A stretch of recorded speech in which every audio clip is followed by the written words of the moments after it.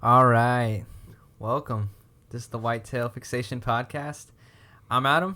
And I'm Sam Martin. So today we are here not to necessarily tell you a bunch of hunting advice because we don't know very much. We're just learning as we go. It's mostly to kind of talk about our season prep, what we put into getting ready for this year, what we got planned, the hunt we're going on tomorrow because opening. It's already here. Oh man, getting super pumped. Yep, it's gonna be good. I'm gonna shoot a doe at 76 yards. Just kidding. That was a joke, people. That was a joke. Strictly a joke. Actually, Adam's pretty good shot, so I bet you're gonna go for what, 45, 50s? Nah, we'll see. I want it to be, it's early. It's a food plot. They're gonna come in close. Yep. So I won't be greedy. No point. I just want to get the one that blew at me last year. You know what I mean? Yeah. It's accurate. Yep. Or like 3 or 4 times. Yeah. So let's kind of talk about what we've done this year. Biggest difference I can think of is, one, we actually had access to land early. Yep. So we weren't getting in November 25th. We were able to actually go in, make a food plot. We planted Big Tine, Nebraska, clover. It's got a mix of rye. About an acre or so, right around a really good tree stand that we like. So that's going to be nice to get in there early season, actually hunt it early, see the patterns, kind of learn what's going on, That's what I'm looking forward to. It's going to be good to actually hunt the whole property the whole season. I think we're going to learn a lot more this year than we did in the, 3 weeks we had last year? Yeah, late season. So I'm looking forward to being in a better tree than what we were in last year. So this year we're in a better spot. Hopefully the winds are better. Not 10 feet off the ground. Yeah, no kidding. Now we're 30. And I think a big thing for us is going to be there are no oak trees with acorns or anything like that. So down by my house, the bur oaks have drastically been hammered. I mean, just all over the place. But up by the northern Iowa, central Iowa stuff, we're not seeing acorns at all. Yeah, that's definitely, it's random on our property. I've seen some trees that had a ton on the food plot. The oak tree in the food plot had a ton. But then that one spot on the north side of the property had tons of oaks, and yet I wasn't seeing hardly any acorn droppage. So yeah, and I don't know if that's just, we had bur oaks that were dropping a bunch, and then we had red oaks dropped. White oaks, it was so spotty this year, all over the place. But yeah. And when it's in the food plot, I feel like it's not as crucial either way because they're not going there for that. They're going for the big old bulbs in Nebraska. And it has really surprised me that they're going there and not the bean field right away. Yeah, well, that's so fun fact. We plant our whole food plot. Yeah. I take a little walk 200 yards over and notice the neighbor, which used to be a CRP field, is now planted in beans. Yep. And he's renting it to a hunter. So we literally planted a food plot right by where another dude is putting soybeans. Yeah. But the funniest thing is every night the deer are just pouring into the plot. So there's some over the Nebraskas, the clover, the ryegrass that they are preferring over the soybeans. Because there's an average of 15, 20 deer every night without fail. I got the cell camera property, so it's just every night, nonstop. Every morning, every evening. That's why we're planning to execute 12 does tomorrow morning. Yeah, no. Slaughterhouse. At the minimum. We could call the plot the slaughter pot or something. No, you know what we're calling the plot? Swinging coon. There's a little bit of a funny little thing going on. Backstory. So, what has it been? 4 nights now? Yep, 4 times. We've had a raccoon swinging on our rope from we did the mock scrape with the rope. Yep. We're super trendy like that, just copying everybody else's original ideas. Yeah. That's how it works. And he comes up there and he plays with it and he starts swinging. Yep. I'm getting this live on my cell cam app, just swinging away. And the best part is that now he's bringing friends. Oh, really? It's him and 2 buddies. Oh yeah, swinging away. Oh, so now man. the plot name is potentially going to be Swinging Coon. That's what they go on Friday night. Yeah. hit the swinging coon. Yeah. Sounds like a good spot. It's going to be a swinging coon. It's going to be flooded with dying deer tomorrow, though, right? Yep, absolutely. Well, that's the goal.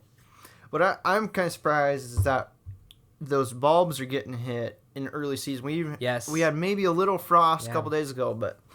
Yeah, no, but before the frost, they were. Yeah. The minute the bulbs came on, they were about... not smaller than a peach, like a cutie. The cutie oranges, like their size of that, they're already eating them, digging them up and eating them. You can walk through the plot and see a bunch of chewed up bulbs, which is crazy because I thought that was a late season thing. I know it. Our deer are starving though. We have a really high deer population compared to the food we have, and that's very, very, very evident. You walk through that timber and you realize how there's nothing there. Yeah, it's very tall browse line. Browse line's very tall. Yeah, they're stemmy. They're eating anything tops of branches and stuff. I mean, on a given night in late season, we've counted 39, 42-ish deer in a single file line practically walk out. I know. And, that's one herd, and they're just eating up the food. So that's why we were very big on getting a food plot this year. Like, I don't know about you, but I feel like that was... I kind of feel like if we didn't get it in, odds dropped. We got it in now. Everything, the odds have skyrocketed. So I'm like super excited for that. But we have 2 big bucks that we really want to get. We don't have names for them yet, but it's this they're big. They're really big. And a gnarly, trashy big deer. Yeah, it's got like 20 kickers. I mean, it's crazy. He's a fun deer. We're talking, we want it to be like a 180s, but... Yeah, we'll see. That's a little... We'll see, that'd be cool. Exciting. Yeah. We've got more intel this year going into early season than we did any other years that we've gone in. So I'm pretty excited about that. Yeah. That'll be good, especially having the chance to... I just feel more prep this year.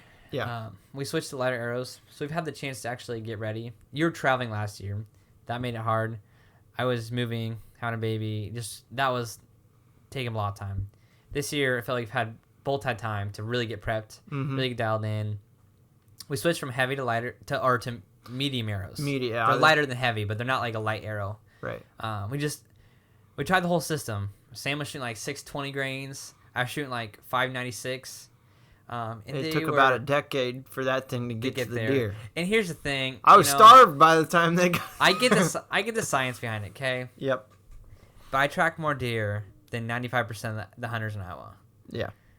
And I'm telling you right now, it's more important about where you hit your deer than what you hit your deer with. That's reality. Now, I get there's bad shots. Bad shots happen. But with the heavier arrow, the time delay for us was making more bad shots. Right. Because there's just opening the room. Like, basically, essentially, the amount of shots you get air with is higher now because you're taking so much longer to get there. And so, yeah, you might have a more lethal arrow when you hit, when you connect. But so many times, I wasn't hitting the right spot.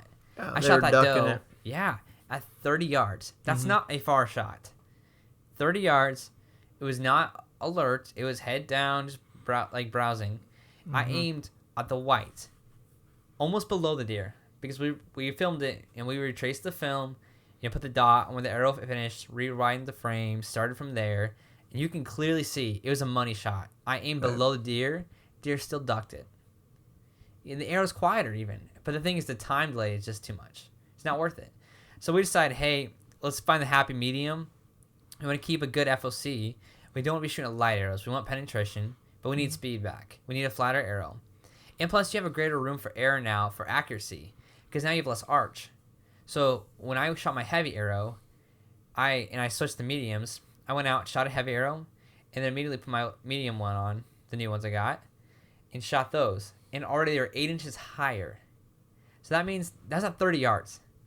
So that means at 30 yards, I just deduced probably down to a 3-inch variance that I could yank my bow and still hit on target compared to when I was shooting a heavy arrow. Wow. That's how much more precise you have to be, because you're shooting such a high arc that if you're off just the little spit in form, now because there's so much drop to it, you're going to drop high or really low or really off. So in a way, it's a great tactic to shoot a heavy arrow in the summer, so it's a medium weight, and then boom, you're like, this is easy. I feel like I can yank in my bow. I'm still hitting center because I had the forgiveness of shooting straighter, you know. And that's the other thing too is we don't have single pins. Shooting. If you had a single pin, it's more a little more realistic.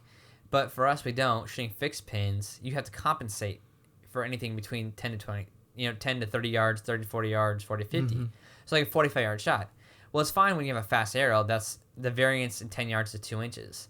But when you're shooting arrow, the variance in 10 yards is 15 inches. You have to know exactly where to aim. And that's really hard to compensate when you're trying to film and just shoot a deer, you know? Right. So I don't think it's very practical. I think we can say we tried the system full-heartedly. I mean... And it was devastating. Don't get me wrong. Yeah. When I hit my buck in the liver, it blew up the liver. A liver hit deer, which as a tracker, I'm telling you right now, is typically a 12 to 16-hour wait. My deer ran and died in 150 yards immediately because the impact literally like shattered and blew it up. Might kill my doe. Absolutely smoked it. And it blew up the lungs. So it's devastating. But my thing is, as a tracker, I'm learning that you're better to aim more far back anyway. Hit that liver or hit the intestines because dogs can recover that. And that deer's going to die. But if you hit forward, yeah, if you have a heavy arrow, great. You're going to probably penetrate. But the thing is, a lot of times, hitting forward doesn't necessarily get you in the vitals. Yeah. It doesn't, as much as people think. So now it's like we're doing all this effort to hit to not hit the smallest portion of a deer. We could aim at so many other places and hit them accurately with the lighter arrow that's faster. So it's like a no-brainer, you know? And but I think there's a lot to say with what growing deer does with Grant and how he aims low because of how many times he's had deer duck. He shoots a lighter poundage bow than we do. Yeah. I shoot 70, you're around 60-something. 70. 70? Oh, so he cranked it up. Easy, bro. Yeah. Relax, man. Coming to my house, my studio, making fun of me. 60 pounds. Yeah, but there's a big difference when you're, got the heart and the lungs, and it's not, you don't want to hit the shoulder. And I don't know, I've done it so many times that you're doomed either way. So... But so for tomorrow, I call dibs on anything like within 30 yards. Sam just thinks I'm launching bombs. He's like, yeah, you can shoot anything that's 65 yards and older. That's yours, baby. Just smoke it. Just take it. Take its life. He thinks he's Levi Morgan. We're going to let us see if we can do it. Disclaimer, I do not shoot past 50 yards. Let's be honest. I would never... Never mind. I don't usually do that. I would maybe try 6 yards. I did take his advice this year. Levi Morgan. His program this year is really good. Oh, I did his 4-week series, and it was really helpful.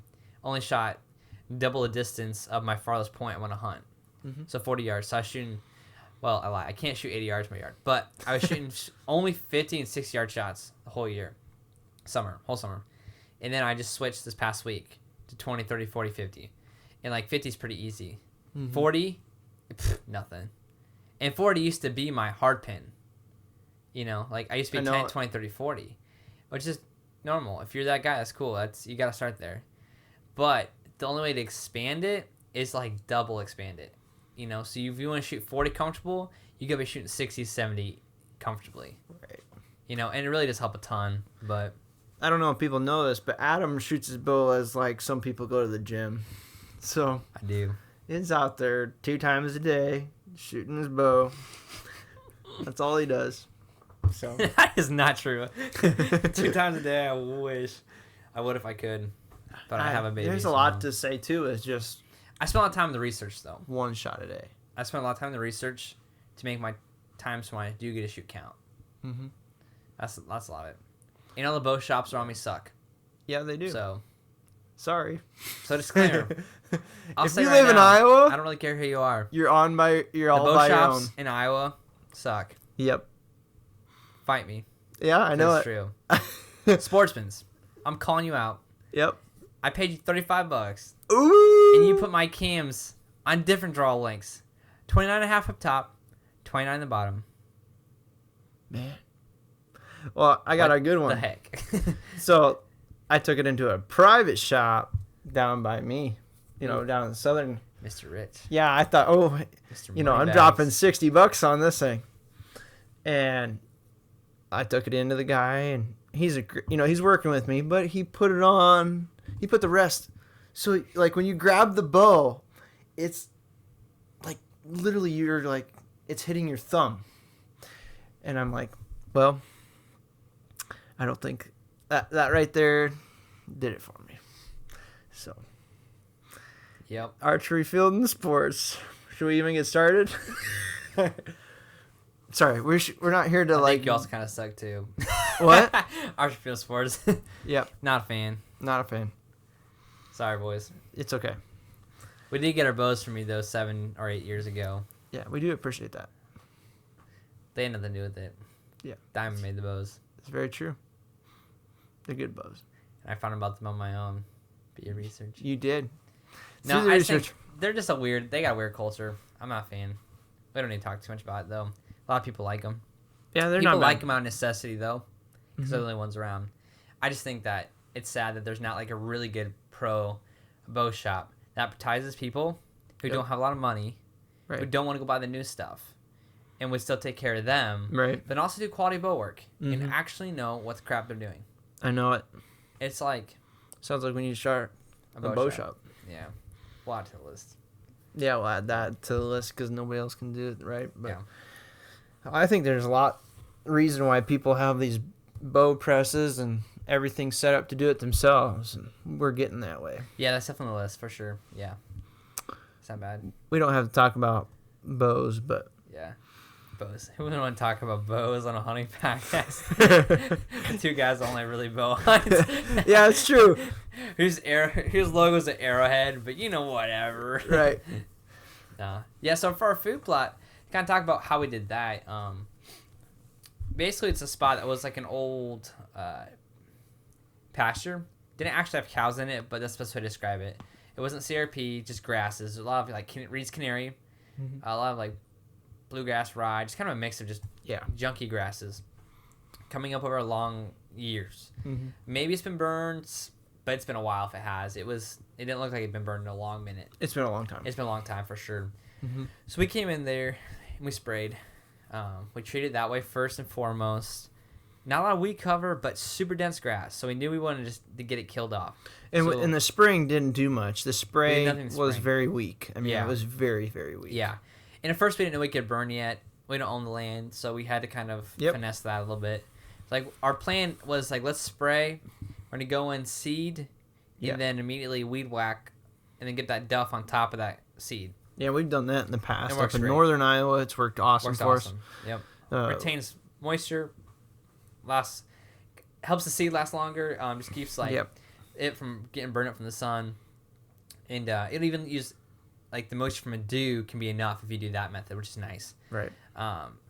But good news is we went in the day before. We went in. Actually, like the day of practically. We learned we could burn. Yeah. I just happened to mention it to the owners, who are my in-laws. I was like, who hey, are awesome. So burning, it's a really great thing to do on properties. And they're like, oh yeah, I love burning. I was like, okay, cool story, bro. Can I burn an acre and a half in your backyard? No. Okay, we're going to go on a side note just a little bit. It doesn't have to be crazy, but Adam and I are kind of like arsonists just a little bit. We've got some history.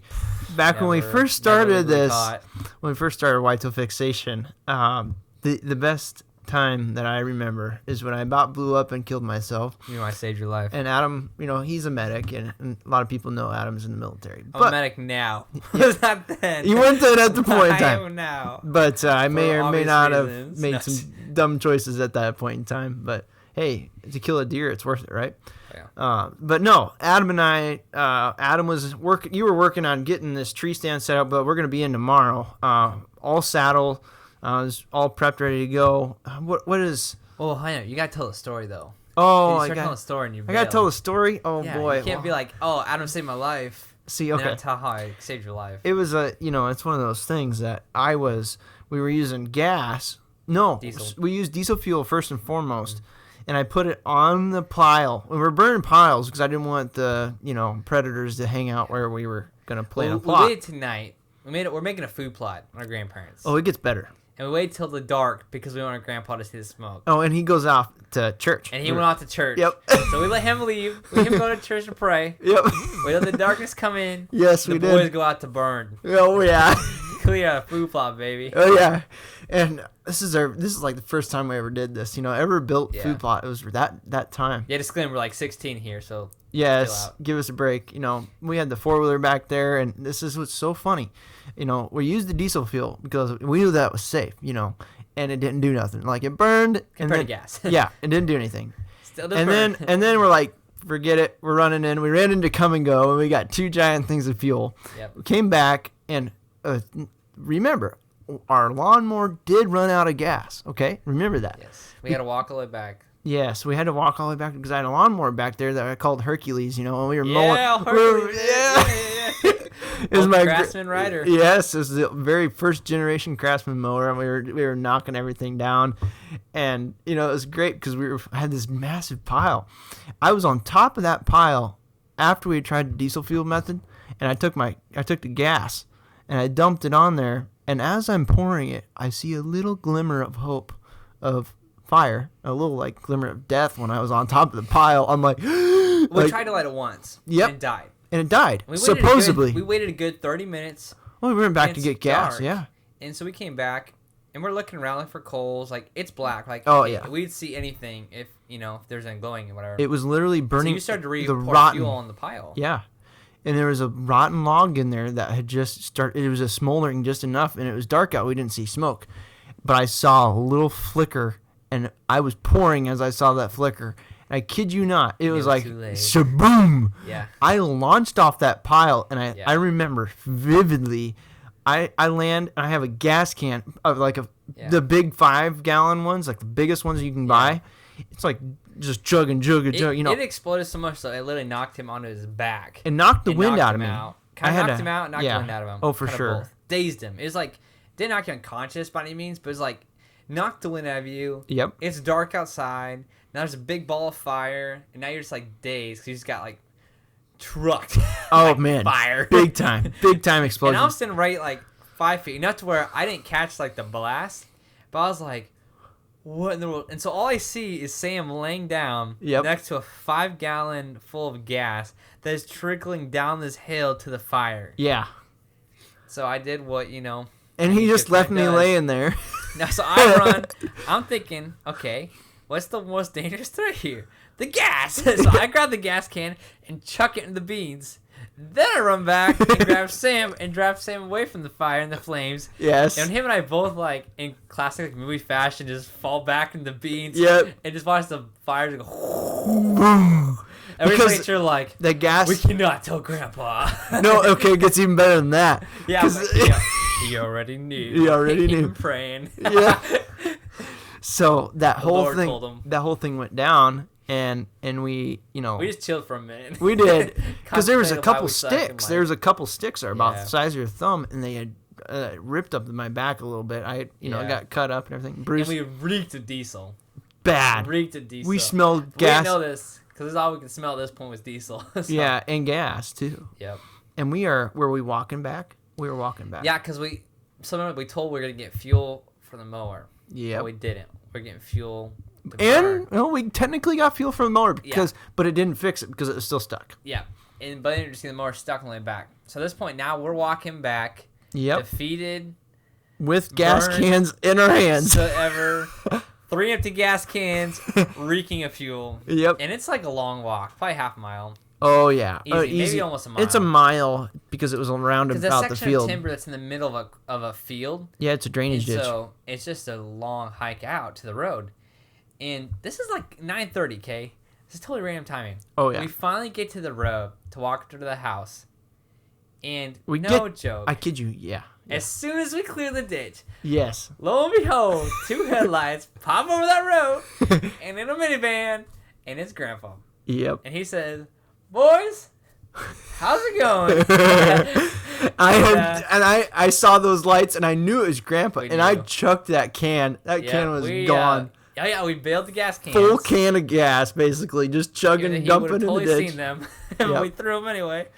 And we climbed in the minivan, and the first thing he says is, "You guys been burning?" Smells like gas. Yep. We said, yeah, well, we had to fill up the mower and it's a long walk. That's all we ever told. Yep. I'm sure he was sitting up on top of the hill watching the whole thing. Sure. Oh, man. Nah, he likes to talk too much. He was definitely still at church the whole time. Yep. But, nah, that was funny. Yeah, that was the fire story. So here's the time I about kill Adam. So we're burning this plot off this summer, and That's for the present day. Yep, present day. Boom, we're burning. And I've got so I love that propane. I'm hanging the stands. Yep. Stands burning. Yeah, I love that propane torch. I'm out there. I mean, our dew count was really, really high. Like the numbers were high. It was really wet in the morning. We're talking the big propane torches too, not like the little butane ones. Oh, like no, the yeah, actual the big one. propane tank with the big old torch. Weed burner on there, and yep. And I was like, we're just like, I was like, I'm wanting this plot, and I was like burning every weed one at a time until I got to go, and then finally at about 11:30, it got dry enough. The sun came out, and then so I get going on it, and we're hitting some of the spots that got sprayed, and it just took off. Finally, it took off. Well, it would burn little like 20 yard sections at a time, and then I'd have to restart. Well, I finally restarted, and it just started going. We got light in the day because that time we hit enough sunlight to burn off the dew. Right. And it just that one moment. But it was still wet. Yeah. So still because green grass. It was green grass, but 75% of it died, but a good 25% was still green. And even a lot of this we burnt that during that day was stuff we hadn't even sprayed. It was there was so much, like I said, like Adam said, there was a lot of stuff from years past, never been burned off, and we did. We went out there and we burned it. Well, Adam's still up in the tree stand, okay? Tied off in a saddle. Tied up in the tree, still putting in the screw-in step type deals up there where we're putting our saddle in and whatever. And I look up, and I can't see him at all. And all of a sudden, I just start hearing coughing and hacking, and he's just like, he's like, Sam? He's like, I think I'm in trouble, like literally. And I'm like, I'm able to walk around the smoke. But the smoke, I kid you not, like I was scared not only for you, but also for myself because I was like, it was just starting to just cloud. It was like holding there. Yeah. It wasn't blowing out. It was just staying right in there. And I could not see you at all. Like you were quiet. Like you weren't saying a peep. I'm thinking, I just killed him. I like literally just took all the oxygen out of the air. He's gone. He's going to be hanging from the saddle. And I get over there and he's still just working away. And he's just got his mouth over his shirt. And he's going, and he's like, yep. It got a little scary there for a little bit. Yeah. So my perspective is I'm sitting there. Well, I'm hanging there. Yeah. And I'm up high. I'm like the very last thing. I'm cutting shooting lanes. And so I'm up like, this is a high stand. This is like 30 feet. And it's been fine the whole time because the wind is blowing perfectly. So it's just from the smoke perpendicular to me. Not at me. It's fine. Well, the wind just stopped and just slightly shifted. Yep. And so that's part of why it got big. But then he also hit is like the dry part of the day. Yep. The dry grass. And so we had like suddenly, boom, not necessarily a huge flame, but just huge smoke wall, like a big smoke wall. Yeah. That was lasting for like 5, 6, 7, 8 minutes. And what happened is like I was up there working and suddenly I feel like the wind shift. I'm like, okay, I'm in the smoke a little bit. And suddenly before I can get like a good breath, the wall of smoke just like hits me. So then I start like inhaling because I need to breathe, like die. And then I start coughing because it's like pure smoke. And then the thing is, like, I'm trying to figure out, like, what do I do? Because I was starting to get, like, really lightheaded. Like, I'm legitimately going on, like, a minute or two of not getting a clean breath of air at this point. Oh, I know. And, like, it was, like, a solid, like, 10 minutes of steady smoke stream. And I can't hardly get air. And so I'm, like, up there, like, I basically, like, do I just unclip and try to climb down? By this point, I was kind of getting so dizzy. I was like, dude, I don't want to fall. So I'm like, I'm better just to pass out and just hang. Yeah. Sam can come get me when the smoke clears. I know. But I'm just going to pass out here. I probably won't die. I'll reoxygenate. I'll keep breathing. Yep. I'm just going to pass out for a minute. Take a little nap, And so I was like, And thankfully, like, it just... As soon as I was, like, getting to the point, I'm like... I was getting the tunnel vision. It's starting to close in. And eventually, just, like... The wind shifted and it's, like, just enough where I could get one good breath. Like reoxygenating, I'm like, okay, I'm good.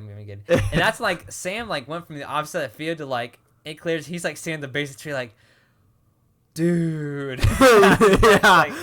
I'm like, yeah, I'm that like got a little sketchy. I'm like 150 yards away, and I look up, like I'm just burning away. I'm not Yeah, even caring. yeah. I'm just like burning, you know. He's having time of his life. And I'm like, man, I'll make this plot big. Oh, man, this is a lot of smoke. And then I look up, and I cannot see the timber. It got thick fast. Yeah, I don't know how to explain this, but that wall of smoke was thick. Yeah. I mean, it covered the whole like 50, 60 yard stretch, and it was probably 50 feet tall, easily. Yeah, I'm not being dramatic. I said, like, I could not get a clean breath. It was hard. I had to go into my shirt and like really like get some deep breaths, come back up, get some deep breaths, come back up. I couldn't like see anything. It was intense. Yeah. Oh well, that's just the story of burning stuff. You gotta be aware of those things. I didn't think anything of it. I'm just like, I'm burning. Smoke's not a danger. Like, the fire's the danger. So you think you got contained. Yeah. But you realize, like, if you get, and things too, when you're on the ground, right. you don't sit in the smoke. It right. might be smoky and hot, but you don't actually sit in it for more than like a couple seconds. But when you're up, it was like it's all feeding up. It was all feeding up to me. That was the issue. Yeah. I was getting all the smoke that you're burning just nonstop, which is kind of nerve wracking. And I mean, I've done a decent amount of burns, but I've never done a burn where there's somebody up in a tree. You know what I mean? Yeah, it usually doesn't cross my mind when I'm burning food plots. Yeah, right. But that's a really good example about how this farm works for thermals, and this is what's going to save our rear ends tomorrow. Okay, we got a very easterly wind coming up tomorrow, but the thing was with the sun coming up, we know exactly what that stuff does with that type of with the thermals there. It rises in the morning, sets in the evening, and that is what saves us on that plot. We're kind of up on top of the hill there a little bit, and then it goes down into that ravine. So evenings, there's nothing. Okay, I want to explain a little bit about how this setup is. Please do. This is your podcast. So, hey, go for it. So we used to just park quite a ways away, and then we would hike, and then we'd go down the ravine, and then we'd come up. But now we're able to we've tested it out multiple times, bringing the truck right to the edge of the ravine. Because they're not coming out there. They're not coming out there. We don't want them to come out there. They used to, but whatever. They're, We're funneling them. Yeah, we're trying to get them to do what we want to do, but I don't know how to explain this ravine. That's the biggest. That's the hardest. Canyon. It's a good place to start. Yeah, the Grand Canyon. It's really, really steep. It's major erosion. It's like probably 150 foot elevation drop. It's steep. Like we're literally training to just do that. Like when we train all summer, that is what is in my mind. Like when I'm like on the treadmill, when I'm whatever it might be, whenever I am, I'm not on the treadmill to say. Yeah, let's be honest. You're on the treadmill. Yeah, never. But hey, we're working class, okay? When he's mentally working out. Yeah. Yeah, right.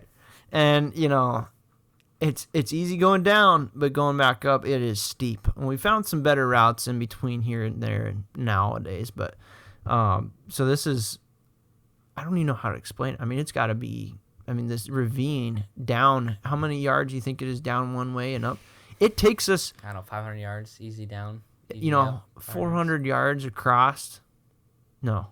Yeah. It's pretty fast to get down. Yeah. You fall down half of it. Right.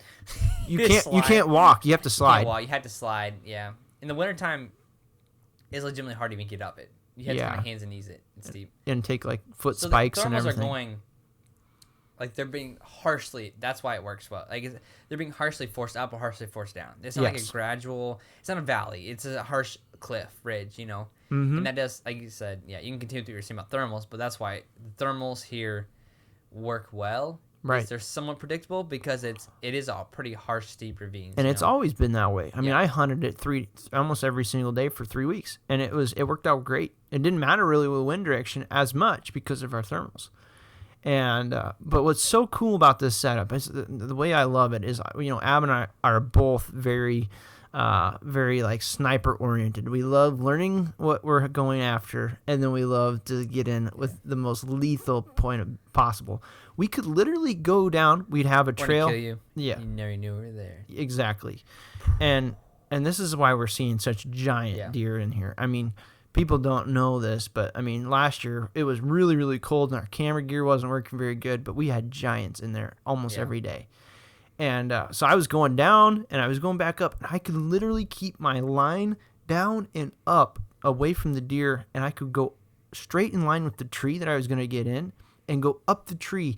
And I had does bedded within 20 yards of the tree. That is how lethal this location is tomorrow. And your sound funnels down. The sound goes your down. Your sound doesn't come up. Yep. Which is awesome. And they're not walking there. So you're not there. And they're not bedding there. It's too steep to bed there. And it's kind of odd because we never thought the deer were bedding right there next to the tree stand. Mm-hmm. We thought that was just a spot they were traveling through, but the grass was taller that time of year. Because there was no food plot and there wasn't burned off. It's a totally different story now. It'll be different. It'd be better though. It'll help keep them away a little bit. So yeah, because I always tell people, this is something I've learned just watching hunting films when I was a little kid. One of the things that Will Primos always says, you got to hunt where the deer are going to be instead of where the deer are. And that is what tomorrow is going to be. The deer are not where we're going to be. So that way we don't spook them getting in. And we catch them where they're going to go. You know what I'm saying? You're guessing where they're going. Yeah. Catch them on their not travel. Guessing where they are. Which that's typical. But I'm very grateful for that food plot this year. And so, so that's our setup for tomorrow. I mean, we're planning on, we're trying to beat Levi Morgan. You know how he gets up at the crack of dawn. We're going to try to do the same thing. Planning to shoot 12 does. Yeah, maybe I'm 14. serious. Yeah. I mean, if we can shoot more than one or two Only or own three. 6 arrows, just kidding. Yeah. Hey, I'm the only one that bought a dozen arrows. I So. kept intended to buy a dozen. Yeah. Of the same arrow that I shoot. I see what I did there, Yeah, I know. Yeah. Oh, That'll be a good season. yeah. We got some just plans to create better film. Yeah. Get more content. Get stuff rolling. Yeah, we just got to put the work in now. I mean, it's all there. You got to go do it. Yeah. And we're trying to learn how to not put in the useless work. We're trying to figure out how to put the work in that matters. That counts. Like working smarter, not harder. Yeah. We're not in high school. We don't have summers. We don't necessarily have the luxury of the work being the fun anymore. Right. Like it is. We love doing food plots. That burning, oh man, yeah. Almost dying tree stand saddle is awesome. I love that. like the food plots are fun, but we're trying to figure out okay, we got a family, we got wives, we got kids. Like it's how can we put in the least amount of time and get the most amount of success? Right. This year, we put in total, we'll say 3 work days. Yeah, honestly. 1 day of spraying, getting stuff out there. Another day of burning and seeding, and then a third day if you count trips I made to check trail cams. 1 day I half a day to hang them, half day check them here, half day check here, half day check there. Yeah, and cell cams are making that awesome. So, but really keeping out of there property for the whole hunting season, essentially 4 days. Right. Which is pretty dang good. You split across 2 guys. You could 2 days per guy. It's pretty good. And so it's not that we're putting a ton of work because we're trying to relate to the average working guy too. The average working guy doesn't have a ton of time. And I think we get that. We didn't use any special equipment. No. This is nothing different. I mean, we're gonna go crazy. We're gonna put in the work because we got some ATVs that we're gonna get it up there. We're gonna figure it away. We're gonna figure it out because that's just how we are. We're not. People don't know this, but we're extremely dedicated when it comes to killing stuff. Very driven when it comes to hunting whitetails and anything we do, really anything we do. And so, I just want to shoot something off this plot so badly this year because it's a poor man's plot. It's the working class plot. It's guys like us that are all over the place. We spent how much on the food plot? Oh goodness, between the two of us, $150 total, right? Yeah, and we split $75 a piece. Yeah, plan an acre. Yeah, we kind of underplanned it. We did not plant enough seed because of the amount of pressure. An acre that we planted to be dense and thick, we should have probably spent $200. But you're talking $100 a piece. Yeah. So we're not saying we're not spending $1,000 in food plot seed with tractors. We went out there, we sprayed it, we burned it, and we really didn't even have to spray it. No, we just seeded it, or we just sprayed it because we thought we weren't gonna be able to burn it, so we thought we were gonna just seed into the grass. So we sprayed to make sure it died, but we could have just burned it. This next year, we'll just burn it and then seed. Yeah. Probably do. Yeah. We'll get that. And if we can get the ATV in, that would be great. Try to rip it up, but that'd be awesome. That's all it was. That's all we did, and so it's not that's all we did. It was a ton of work. I mean, getting in there, getting the gear up there. We got a picture somewhere. I had the leaf blower, the sprayer, the everything on me, and I mean, the whole 9 yards. I carried that whole thing. I mean, a whole bunch of stuff, and I strapped on. I had no room to strap something onto my body. I mean, I've never done that, but we got it up there. Trying to put the work in then, so we don't have to work as much now, I know it. Now we can be minimalist in the woods. We put in the work early and put the presence in the woods in the off season, so that in the in season, our presence in the woods can be very, very minimal to be successful. We don't want to be in there sweating and stuff like that, and so just making it easy to get in and out. And we were pay off big time. We were done. A lot of guys don't put their food plots until a little bit later, but we were done in July. Yeah, we had our food plots in the first week that our region was supposed to plant. We planted. Yeah, because we want to have maximum growth. And the reason I was thinking about this, Adam, is the reason that I wanted to do that is the sunlight is a lot more during the day. It helps for growth. Yeah, you get more hour daylight. You get shorter days, and it slows the growth way down. And so I was hoping for good bulbs, and that plot was proof of it. That plot got in almost 3 weeks before the one at my farm, and it's a completely different story. Yeah, completely different. And that's another day we can talk about my farm and the plot going in there. But I mean, my deer don't even hit my plot right now. They don't even care. His plot looks great. Yes, because it's got no deer. Yeah. Well, I got deer, but they're all hitting acorns right now. The acorns down by me, all in bur oaks. Yeah. I never thought that deer would eat bur oaks, but they are. Them, apparently, they're just hammering them like crazy. I mean, it's because there's nothing else. There's just no food. It's mind blowing to think about, but. When the crops come out of the ground, or they're doing it now. I mean, crop season's, here. I mean, the guys are in the combines like crazy, and I'm hoping. Well, we got another stand over on this farm that I'm hoping to go check out tomorrow, possibly. Yep. It's all depending on if corn's out, So. Yeah. Yeah. Well, we could talk a lot. Yeah. We're at 11 p.m. We gotta be up at like 4:30. So. Yeah. Pretty typical. Wait, any last remarks you want to add before we close? Any after remarks? Is that what you said? Last remarks. Last remarks. Stay fixed on what matters. You know what I mean? Yeah. And that's Our not Lord always. and Savior Jesus Christ. Amen. Amen. Absolutely.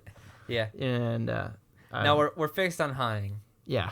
But we're motivated by Christ. Absolutely. Our faith, Absolutely. That's what motivates us. And a stronger bond, Yeah. Then, a lot of people are like, man, Sam and Adam, you're really close. And I said, yeah, we are pretty close. But it's not just because we didn't, we're not. Not because our moms are sisters. Yeah. And we're cousins. Nope.